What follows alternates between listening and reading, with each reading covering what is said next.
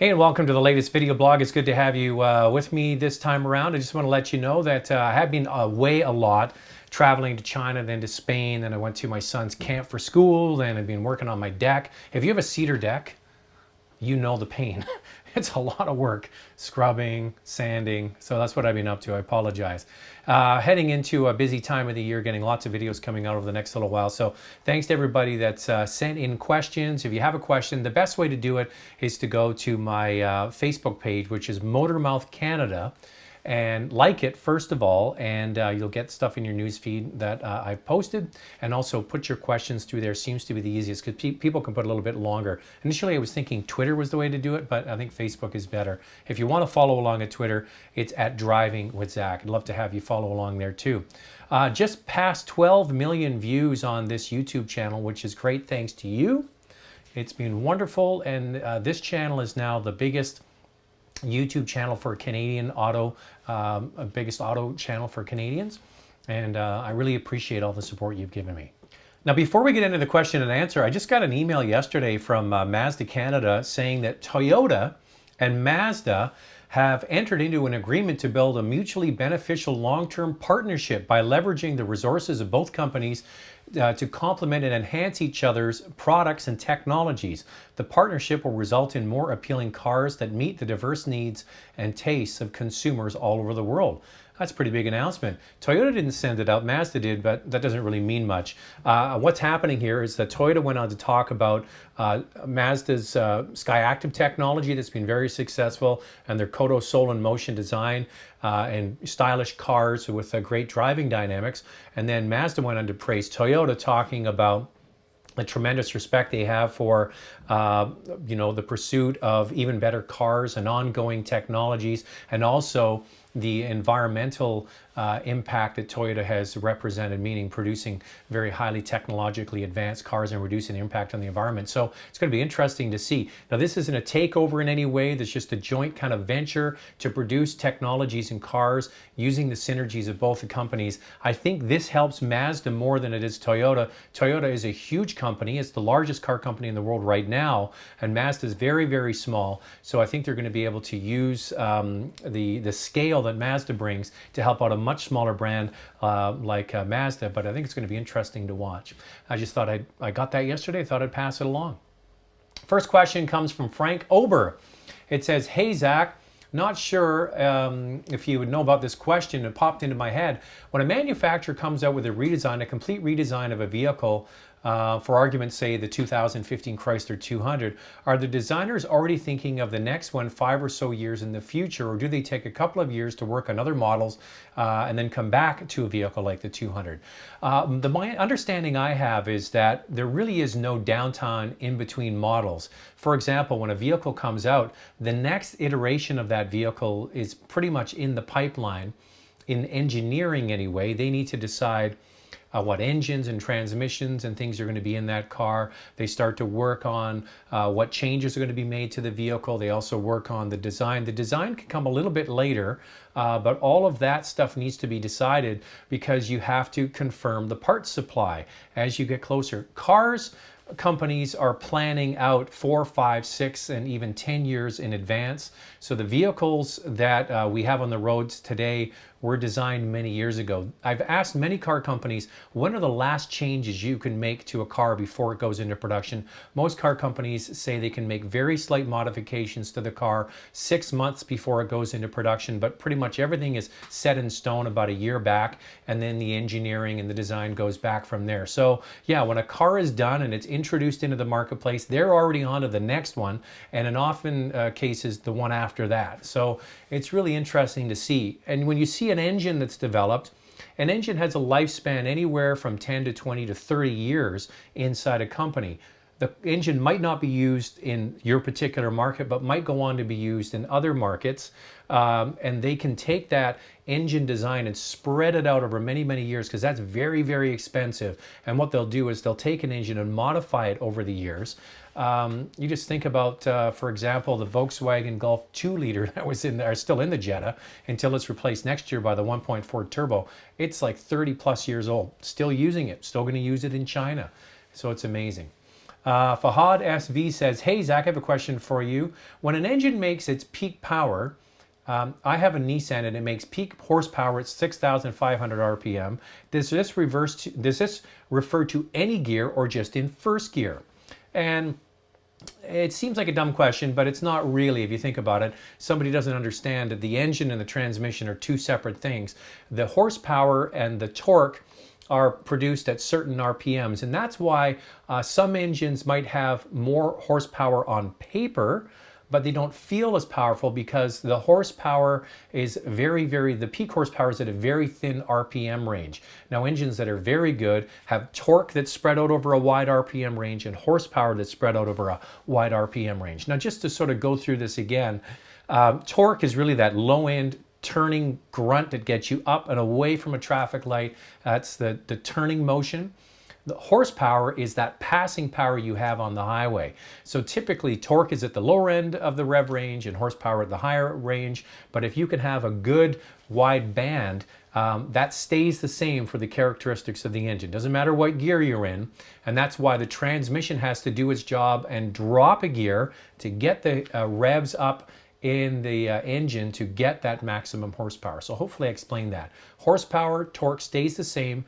With the engine, the transmission changes the gears and helps that engine get into those sweet spots of torque and RPM. This one comes from Veyasan. I hope I said it right. Love watching your reviews and video blog. It's refreshing to hear reviews in a frank, tailored way for the Canadian market. Well, thank you very much. Here's a question for you. I'm a single professional looking for my first car. Here's my criteria. Budget of 20 grand, no more than 3 years old, live in Ottawa, do a fair bit of highway driving, so good gas mileage is a factor. Maybe a continuously variable transmission or a diesel, which is better. We'll keep the car for 5 to 10 years. That can be either a sedan or a hatchback. I don't want any American cars. Lack of reliability is a turnoff. The cars I'm considering: Mazda 3, Subaru Impreza, Honda Civic, Volkswagen Golf, but open to any other suggestions. Keep up the great work, from Viasan. Hopefully I said that right. All right, so you're kind of barking up the right tree with cars. Now here's the couple of things. So you're gonna keep a car from 5 to 10 years old. So you're looking for cars up to 3 years old. So the car is gonna end up being, if you're any good at math, 13 years old. So you want a car that has known reliability and durability, known efficiency, and is going to tailor to your needs.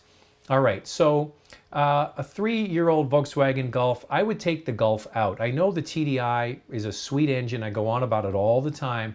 I'm a big believer of having German cars under warranty. So 13 years out, I would take that one off the list. Subaru Impreza, I would take off the list. And a lot of people are going to go, wait a second, Zach, all-wheel drive, guy lives in Ottawa, perfect for that kind of environment. I think the Subaru Impreza is underpowered. I'm not a big fan of the engine and the CVT, and I would not pick that car. Mazda 3, excellent choice. And the one I would choose would be the Honda Civic. You get a Honda Civic, it's going to run like a sewing machine forever. Maintain it, look after it, get a good set of winter tires, drive it. It's going to be great on fuel. It's a good handling car. It's got independent suspension all the way around. Same with the Mazda 3. So it really comes down to which one you like. The Mazda has a nicer interior, in my opinion. The Honda, I think, is known for all of that stuff that Honda's known for, which is very good reliability. Other vehicles to choose from, I think you're kind of barking up the right tree with these ones. If you're going to keep a car for 13 years, the Civic would be the one I'd get. All right. Harper Price writes, hey, Zach, I'm a big fan. I PVR'd your TV show for years and now watch and like your YouTube videos as soon as they come out. Well, thanks a lot for that. I'm 42, living in Toronto, wife and kids who are 10 and 7. I'm a financial advisor, and most of my driving is in sales appointments in the Greater Toronto area. Maybe I'm an old soul, but I yearn for a silent, floaty, smooth, luxurious ride. There's nothing wrong with that, especially if you're in your car all day. Accent on silent.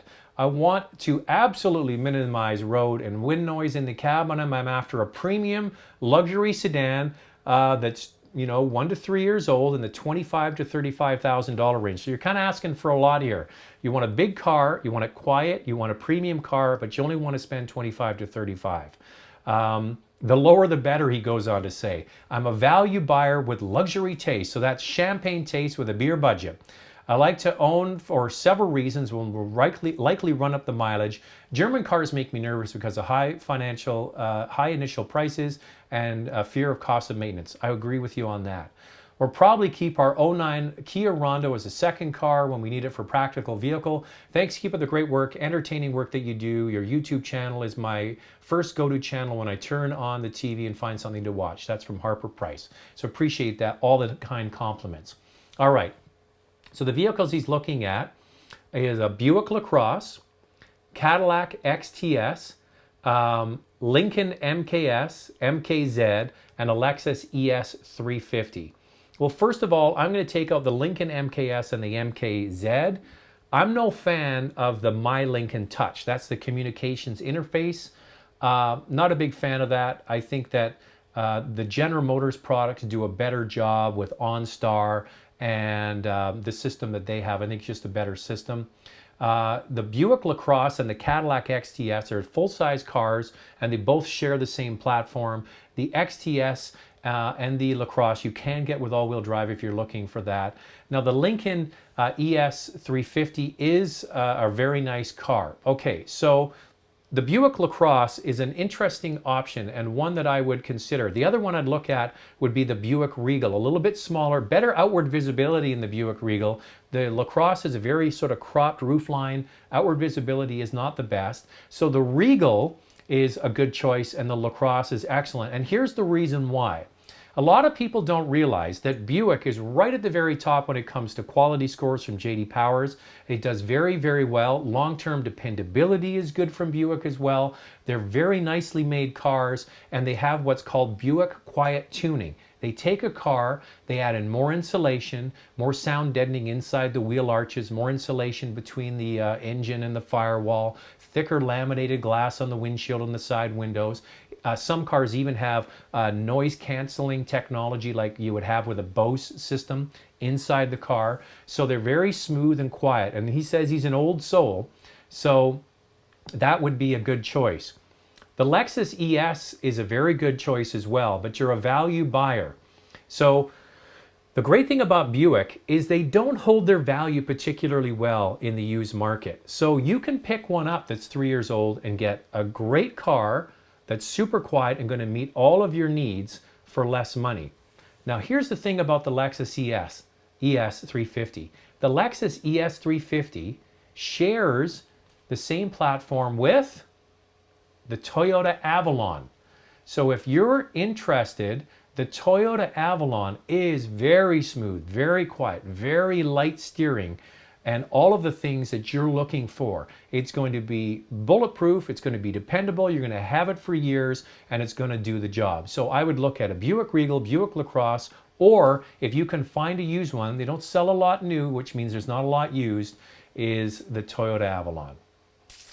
All right, the next one and the last one comes from Paolo, I'm not even going to try, Conciacheo, I hope I got it right. I'm in the market for a special car, something fun to drive, but not necessarily very powerful, that I intend to keep for a long time. Fun to drive is the key. I have 3 cars in mind with manual transmission, Scion FRS, Mini Cooper, and Volkswagen GTI 2-door base model. Budget is $30,000 plus taxes.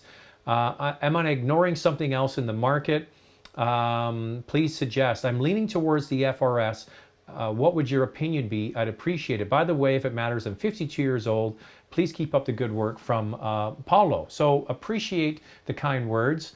Now you're looking at a base Volkswagen Golf GTI, Mini Cooper, Scion FRS. The other one I would throw in there, actually 2 I would throw in there, would be the Ford Fiesta ST and the Ford Focus ST. Are great cars and are going to come in under that 30,000 range. And the Ford, you might even be able to get a deal on one. Okay, if you want to keep this car for a long time, I'm going right to the FRS. The The Scion FRS is what you're looking for. It's a manual transmission car. It is fun to drive. It's under $30,000. It's going to be dependable. It is a car that rewards a driver that knows what they're doing. If you know how to drive and you know how to heel and toe downshift and match revs and really know how to balance a car and dance in the corners, that car will be so much fun for a long period of time and will always put a smile on your face. GTI, great car. Once again, out of warranty, I'd pass. Same thing with the Mini Cooper. Have a look at the Fiesta ST. I just thought was so much fun. However, you're 52 years old. It's a bit of a boy racer look that might not be good when you pull up to work. But there you go. Great questions. Get them through. Once again, go to Facebook, Motormouth Canada, get your questions through. Love to answer them. And thanks again. We passed the 12 million mark on this YouTube channel. It's all because of you. Keep on liking everything when you see one of my videos go up online, and keep watching. That's all I can ask. Talk to you again.